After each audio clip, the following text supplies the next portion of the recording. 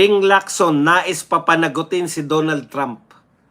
Ayon kay Ping Lacson, nasa krisis ang Pilipinas kasama ang buong mundo dahil hindi umubra ang brinkmanship ni President Trump.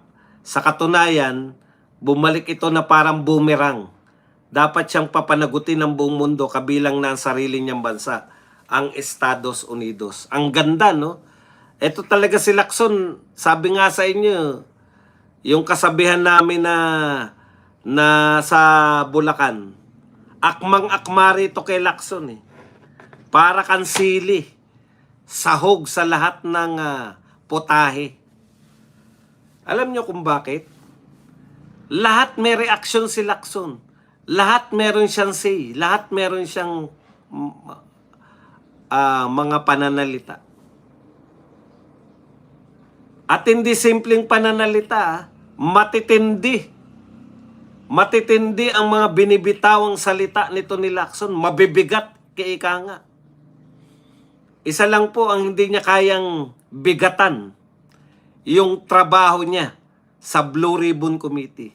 Alam mo Lacson, wala namang problema kung sino man ang gusto mong papanagutin.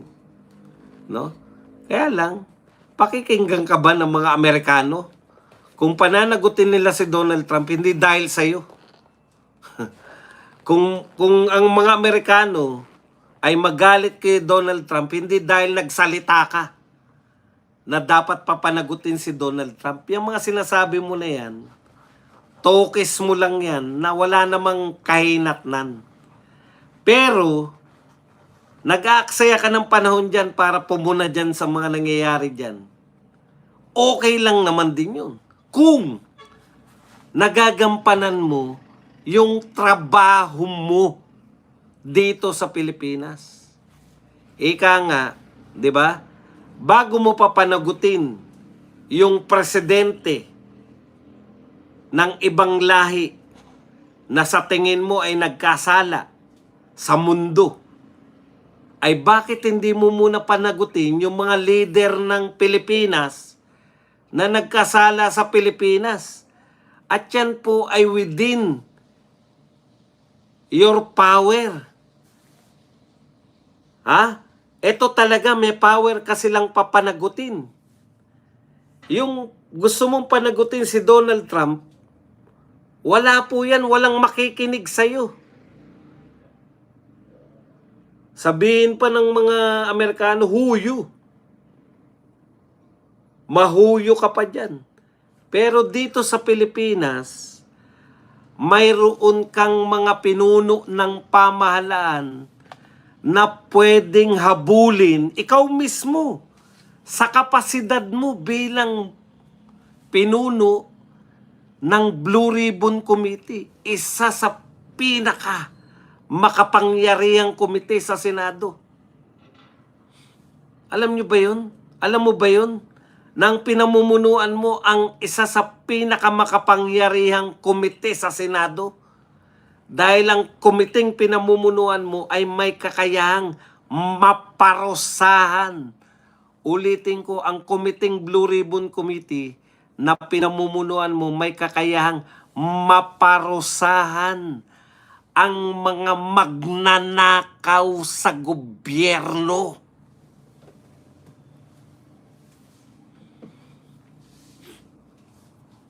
Hindi mo kinakailangan magsalita ng kung ano-ano laban. Hindi naman hinihingi opinion mo ng mga Amerikano. Wala kang pakialam sa kanila. Wala rin kaming pakialam kung anong gusto sabihin mo kay Donald Trump. Ang gusto naming pakialaman mo, yung sarili mong committee na pinamumunuan mo, na pwedeng mapanagot mo yung mga magnanakaw dito sa Pilipinas. Dito kami pananagutan. Dito mo sila papanagutin. Dito ka mag-imbestiga, dito ka magpakitang gilas. Kung ano man yung gusto mong ipakitang gilas dito sa bansa natin. Dahil dito, isa ka sa pinakamakapangyarihang tao. may kapangyarihan ka dito, ha, na mapanagot yung mga totoong magnanakaw, yung mga bilyon-bilyon ng mga ninakaw, yung mga magnanakaw na nakakabili ng mga mansyon sa Forbes Park, nakakabili ng mga sangkatutak na luxury cars, nakakabili ng mga mansyon sa ibang bansa, nakakabili ng mga eroplano at helicopter. Dito ka magmagaling, dito sa bansa mo na may silbi ka rito. Kung gagampanan mo yung trabaho mo, ang laki ng silbi mo sa mamamayang Pilipino. Ang laki ng silbi mo sa mga mamamayang ninakawan. Ang laki ng silbi mo sa mga mamamayang naghihintay ng katarungan. Ang laki ng silbi mo rito, hindi sa Amerika. Hindi ka papansinin dun. Dito, bawat kilos mo, pwede mong papanagutin. Pwedeng masiyahan kami sa'yo. Pero anong ginagawa mo rito? Tagapagtanggol ka ng mga...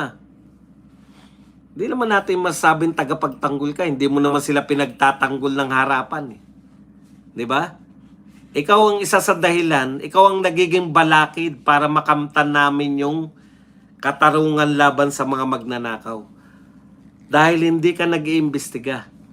Imbestigahan mo yung mga magnanakaw. Imbestigahan mo kung sinong mastermind.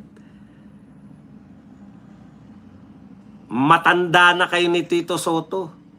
Dapat nag-iiwan na kayo ng legacy. Alam mo, kalimutan mo na lahat. Eto, mairekomenda mo lang yung mga mastermind na makasuhan at makulong. Kakalimutan na namin lahat. Yung legacy mo, ikaw ang nagpakulong sa mga magnanakaw sa pinakamalaking korupsyon sa Pilipinas. Yun, dun ka na matatandaan.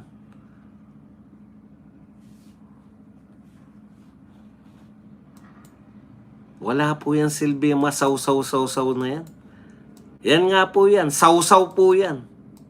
Paano mo papanagutin si Donald Trump? Wala kang kakayahan, wala kang kapangyarihan. Pero sabihin mo, panagutin mo yung mga magnanakaw sa Pilipinas. Mayroon kang kakayahan, mayroon kang kapangyarihan, nasa iyo ang lahat. Hawak mo ang beat. Oy, ano lang ha? Hindi po si Honti po, wala nang kapangyarihan, wala pang kakayahan. Ito po, si Lacson po, may kakayahan yan. Meron pa siyang kapangyarihan, Blue Ribbon Committee siya eh. Si Hontiveros po, panay hangin lang po yan. Ito po iba eh. Ang tunay pong may kapangyarihan, ang tunay pong committee dyan, na talagang kaya nga po pinag-aagawan yan before eh. Kaya nga po nilalagay dyan yung mga pinakamahuhusay na abogado. Hindi simpleng abogado, pinakamahuhusay na abogado sa Senado. Eh hindi eh. Iba tayo eh. Pinakamahusay na nilagay natin eh. Pinakamahusay na investigador ayon kay Lacson. Kaya sinayang mo, alam mo dati pagkakakilala namin sa'yo dahil wala pa namang mga vlogger nung araw eh. Nakaasa lang kami sa mainstream media eh. 'Di ba? Lagi kang laman kasi nag-expose ka. Ganyan lang naman trabaho niyang mainstream media na yan. Pero ngayong meron na pong mga vloggers, natutuklasan namin, ganyan pala trabaho nyo sa Senado. Tumanda na kayo sa Senado at lahat, wala pa rin. Hindi ba? Hawak mo ang beat. Ika nga. Ika nga ng matatanda. Hawak mo ang beat. Beat chokoy.